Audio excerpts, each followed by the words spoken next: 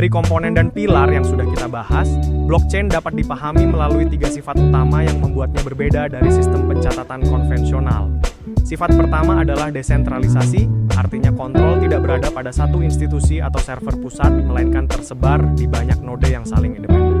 Sifat kedua adalah immutability relatif, yaitu catatan pada blockchain sangat sulit diubah karena perubahan pada satu blok akan memengaruhi blok-blok setelahnya. Namun perlu diingat, sulit diubah bukan berarti mustahil diubah, melainkan perubahan itu sangat mahal, mudah terdeteksi, dan biasanya tidak ekonomis. Sifat ketiga adalah transparansi terverifikasi, terutama pada blockchain publik, di mana riwayat transaksi dapat diperiksa banyak pihak secara independen. 3 sifat inilah yang membuat blockchain dipercaya sebagai fondasi penting bagi sistem digital modern.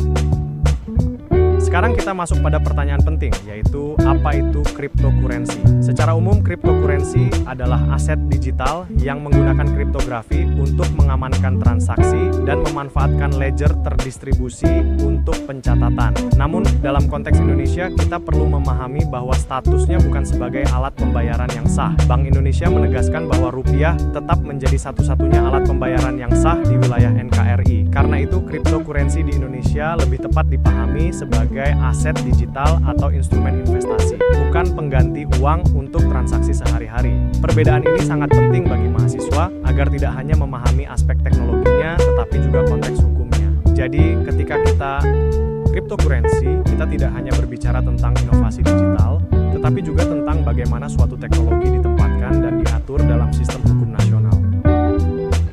Pada slide ini kita melihat bahwa aset kripto di pasar Indonesia tidak bersifat tunggal, melainkan terdiri dari beberapa kategori dengan fungsi yang berbeda. Bitcoin umumnya dikenal sebagai aset kripto pertama dan paling populer dengan peran utama sebagai penyimpan nilai dan alat transfer peer-to-peer. Lalu ada stablecoin seperti USDT yang dirancang agar nilainya lebih stabil karena dikaitkan dengan aset acuan tertentu. Kategori berikutnya adalah Ethereum dan platform sejenis, yang bukan hanya berfungsi sebagai aset, tetapi juga sebagai fondasi untuk smart contract dan aplikasi terdesentralisasi.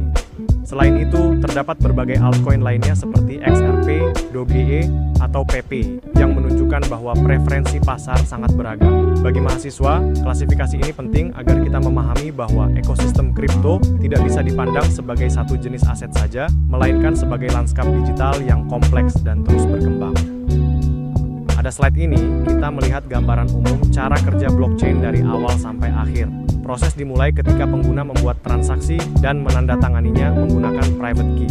Tanda tangan ini penting karena menunjukkan bahwa transaksi memang dibuat oleh pemilik yang sah. Setelah itu, transaksi dikirim ke jaringan untuk diverifikasi. Node dalam jaringan akan memeriksa validitas tanda tangan dengan public key dan memastikan transaksi memenuhi aturan sistem. Jika valid, transaksi masuk ke mempool, yaitu tempat penampungan sementara sebelum dikumpulkan ke dalam sebuah blok. Selanjutnya, jaringan menjalankan mekanisme konsensus untuk menentukan blok mana yang sah.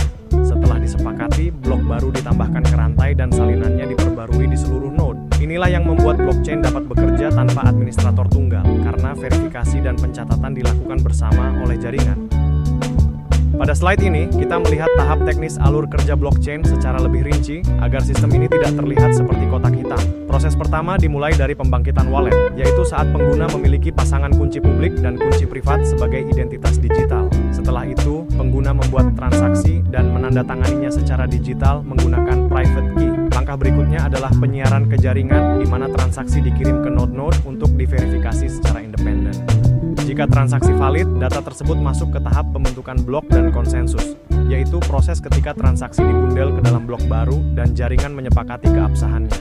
Setelah blok ditambahkan ke rantai, transaksi memperoleh finalitas bertahap, artinya semakin banyak blok baru yang terbentuk di atasnya, semakin sulit transaksi tersebut dibatalkan. Inilah yang membuat blockchain kuat, terstruktur, dan dapat dipercaya.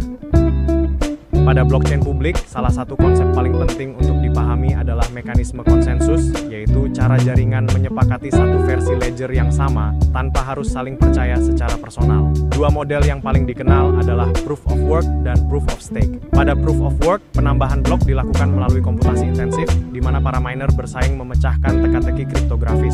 Model ini dikenal kuat dari sisi keamanan, tetapi membutuhkan energi yang sangat besar, seperti pada Bitcoin. Sementara itu, proof of stake memilih validator berdasarkan jumlah aset yang di-stake. Pendekatan ini jauh lebih hemat energi dan banyak dipakai pada platform modern seperti Ethereum pasca merge. Jadi, Perbedaan utama keduanya terletak pada cara mencapai konsensus, efisiensi energi, dan dinamika desentralisasi yang dihasilkan dalam jaringan. Pada slide ini, kita perlu membedakan 3 hal yang sering tercampur dalam diskusi publik, yaitu blockchain, cryptocurrency, dan rupiah digital. Blockchain adalah teknologinya, yaitu arsitektur ledger terdistribusi yang bisa digunakan untuk banyak kebutuhan, mulai dari keuangan, logistik, hingga identitas digital. Cryptocurrency adalah salah satu aplikasinya, berupa aset digital privat yang diperdagangkan dalam ekosistem aset keuangan digital, tetapi bukan alat pembayaran yang sah di Indonesia. Sementara itu, rupiah digital atau CBDC adalah inisiatif resmi Bank Indonesia dalam bentuk uang digital bank sentral. Jadi, rupiah digital bukan aset kripto, bukan stablecoin, dan tidak sama dengan token privat. Pemisahan ini penting agar mahasiswa tidak salah memahami posisi teknologi, aset, dan instrumen moneter. Dengan memahami perbedaannya, kita bisa membaca perkembangan ekonomi digital Indonesia dengan lebih tepat dan kritis. Pada bagian ini, kita membahas beberapa salah paham yang harus dihindari sejak awal. Salah satu kekeliruan yang paling sering muncul adalah anggapan bahwa semua bentuk uang digital pasti sama dengan kripto. Padahal, uang elektronik, mobile banking, QRIS, CBDC, dan aset kripto berada dalam kategori yang berbeda. Semuanya memang memakai teknologi digital, tetapi memiliki fungsi, dasar hukum, lembaga pengawas, dan tujuan penggunaan yang tidak sama. Dalam kerangka hukum Indonesia, rupiah tetap menjadi alat pembayaran yang sah, sedangkan aset kripto berada dalam ranah aset keuangan digital dan bukan alat pembayaran legal. Selain itu, blockchain juga tidak selalu identik dengan cryptocurrency, karena teknologinya bisa digunakan di banyak sektor lain. Karena itu, mahasiswa perlu membangun pemahaman yang rapi sejak awal agar tidak terjebak pada penyederhanaan yang keliru dalam melihat ekosistem digital ini.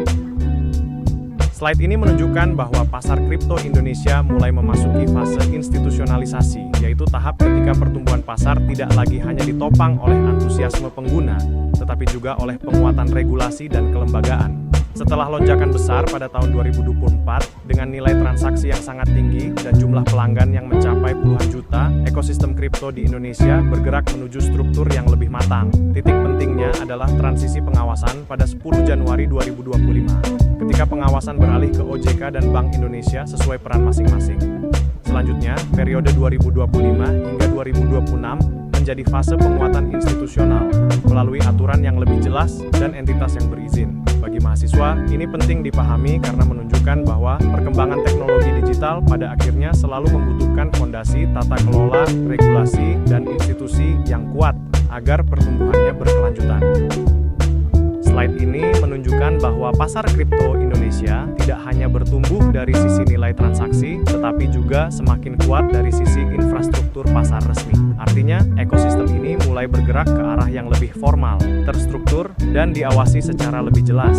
Kita bisa melihat adanya peningkatan jumlah aset kripto yang dapat diperdagangkan, bertambahnya jumlah entitas berizin, serta besarnya jumlah konsumen yang sudah terdaftar. Ini menandakan bahwa pasar kripto di Indonesia tidak lagi berada pada tahap eksperimental, tetapi mulai membangun fondasi kelembagaan yang lebih matang. Kehadiran bursa resmi seperti CFX juga menjadi tonggak penting dalam proses formalisasi pasar. Bagi mahasiswa, poin utamanya adalah memahami bahwa perkembangan teknologi digital tidak cukup hanya dilihat dari inovasinya, tetapi juga dari kesiapan institusi, regulasi, dan infrastruktur yang menopang pertumbuhannya secara berkelanjutan.